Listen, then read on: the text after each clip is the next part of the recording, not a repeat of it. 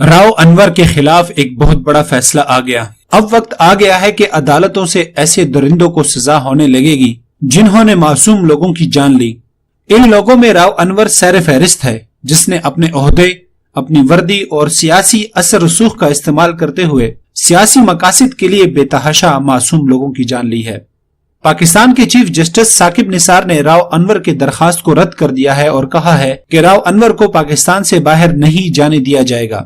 یاد رہے، راؤ انور کا شمار پولیس کے محکمے میں ان لوگوں میں شمار ہوتا ہے جو انکاؤنٹر کرنے میں بڑی دلچسپی رکھتے ہیں یا اپنے مخالف کو اور جو بھی ان کے خلاف لکھتا ہے یا بولتا ہے اس کو بلا خوف و خطر بڑے آسانی کے ساتھ پولیس مقابلے کا نام دے کر مار دیتا تھا۔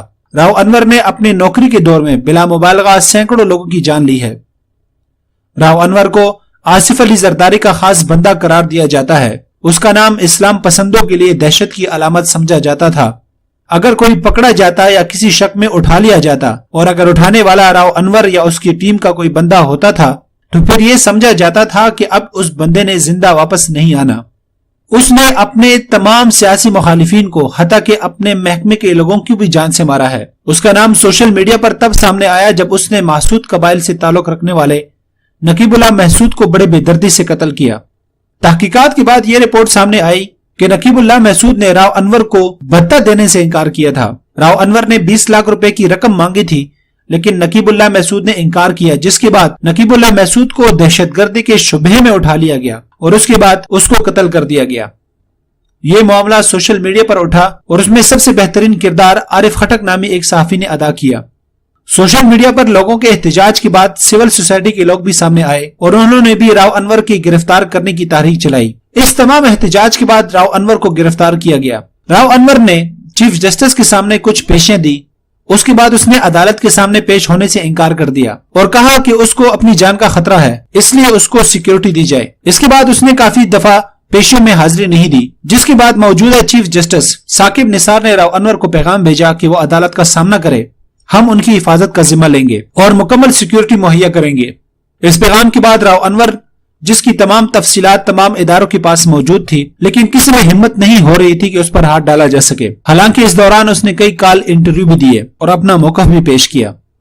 چیف جسٹس کی ضمانت کے بعد راؤ انور سامنے آیا اور پیشیاں بھگتنے لگا۔ اس دوران اس کو عدالت ایسے لایا جاتا ہے جیسے وہ کسی ملک کا وزیر اعظم ہو، اس کو مکمل سیکیورٹی دی جاتی ہے، اس کو مکمل عزت اور احترام کے ساتھ لایا جاتا ہے۔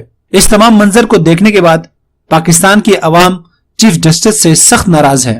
راؤ انور کا نام اس کے بعد ایگزیکس کنٹرول لسٹ میں ڈالا گیا تاکہ وہ ملک سے باہر نہ جا سکے۔ گزشتہ دنوں راؤ انور نے سپریم کورٹ سے اپیل کی کہ اس کا نام ایگزیکس کنٹرول لسٹ سے نکالا جائے۔ یہ اپیل 3 رکنی بینچ نے سنی جس میں چیف جسٹس صاحب بھی شامل تھے۔ درخواست کی سماعت کے بعد درخواست کو رد کر دیا گیا اور کہا کہ ان پر یہ پابندی برقرار رہے گی جب تک وہ ان تمام کیسز میں خود کو بری نہ کر لے۔ یاد رہے، راؤ انور وہ شخص ہے جس کی وجہ سے کئی جوانوں کو اپنی زندگی سے ہاتھ دھونا پڑا، کئی بچے یتیم ہوئے اور کئی خواتین بیوہ ہوئی۔ ایسے لوگوں کا سخت سے سخت احتساب ہونا چاہیے اور ان کو ماں بعد کے لوگوں کے لیے عبرت کے طور پر پیش کرنا چاہیے تاکہ کوئی بھی شخص کسی معصوم کی جان لینے سے 1000 دفعہ پہلے سوچ لے۔